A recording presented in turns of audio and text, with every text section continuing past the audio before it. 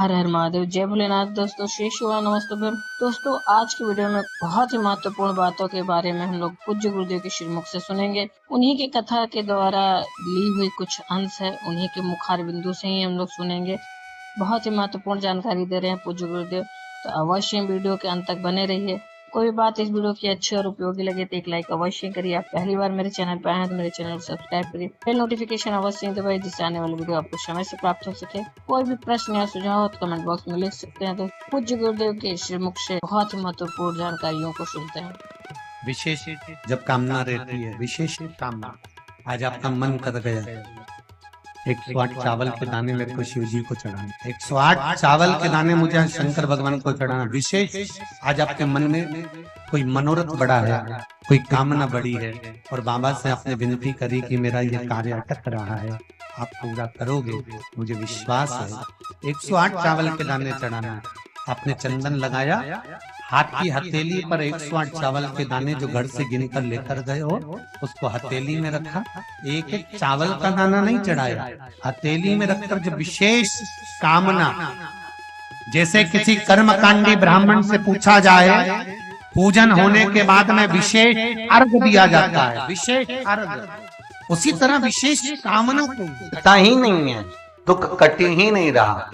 मान लो कोई ऐसा दुख आ ही गया कि वो कटने का नाम ही नहीं ले, बहुत हार चुके हम जिंदगी से, वो कट ही नहीं रहा।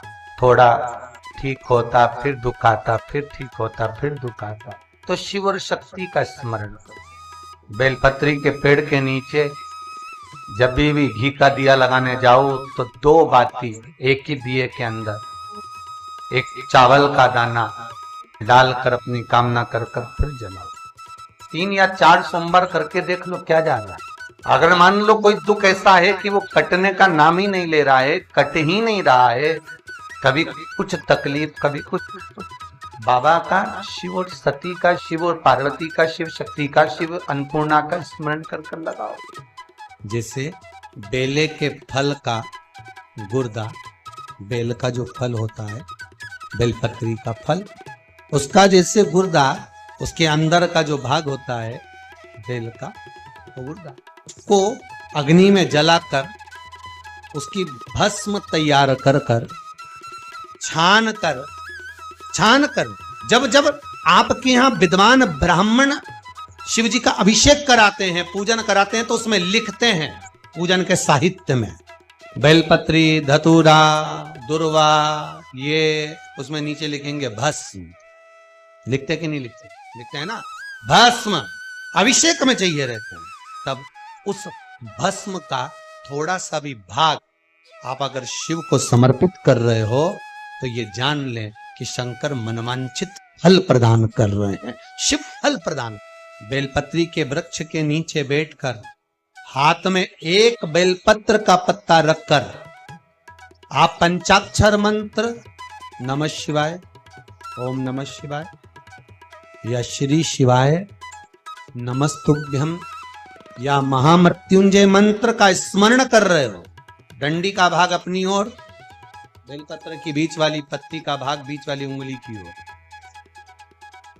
रखकर अगर आप स्मरण कर रहे हैं और अपनी कामना कर बेलपत्री के वृक्ष के नीचे बैठकर उस पत्ते को सम्मुख रखकर बाबा से विनय कर एकांत में उस बेलपत्री के वृक्ष की छांव में, बेलपत्री के वृक्ष की छांव आप कामना कर उस पत्ते को शंकर भगवान के ऊपर समर्पित कर रहे हैं, तो ये जान कर रखें कि पार्वती और शिव का मिलन करवा रहे हैं और अपनी मनवांछित फल कामना पूर्ण करवा रहे हैं। क्योंकि शिव और पार्वती का जब मिलन होता है, शंकर पार्वती जब एक दूसरे के सम्मुख में होते हैं, शिव और पार्वती जब एक दूसरे के सामने अपने बच्चों के कारण एक दूसरे के सम्मुख में आते हैं, तो उनके चेहरे पर प्रसन्नता का भाव आ जाए। फल, मनवांचित फल की कामना आप जिस कामना के लिए कर रहे हैं, विवाह के लिए, नौकरी के लिए, सर्विस के लिए, व्यापार के लिए, रोग मुक्ति के लिए, आप जिस कामना से कर,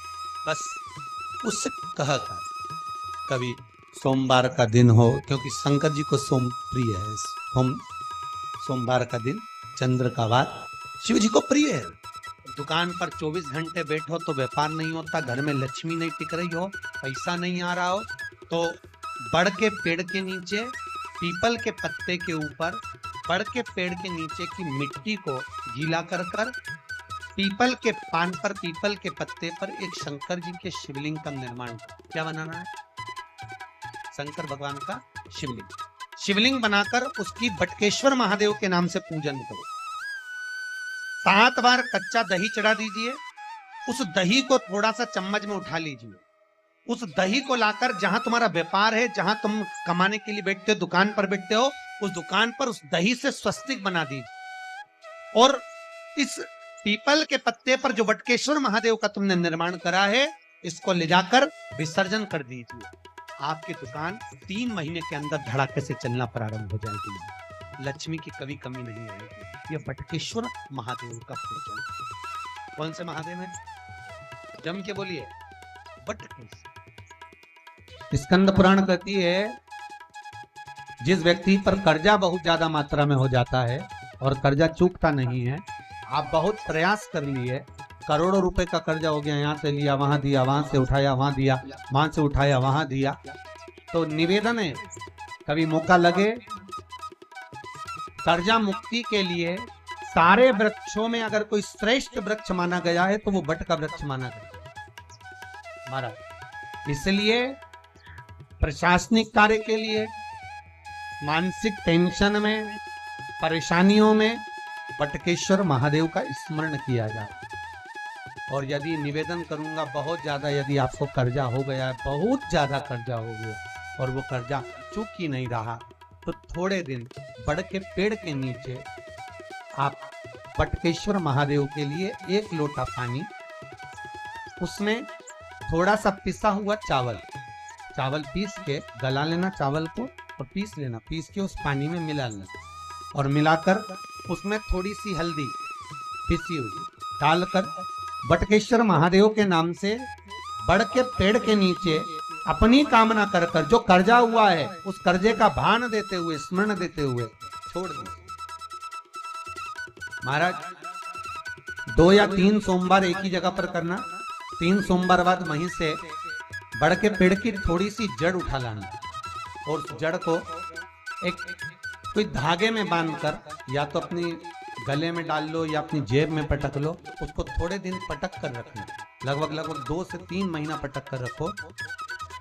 वो जड़ जैसे बड़ का पेड़ विस्तार होता है, पानी गिरे ना गिरे, जल वृष्टि हो ना हो, गर्मी पड़े ना पड़े, उसको कोई कहते हैं। दोस्तों, ये जानकारी आपको अच्छी और उपयोगी लगी होगी। अगर अच्छी और उपयोगी लगी, एक लाइक अवश्य ही करिए।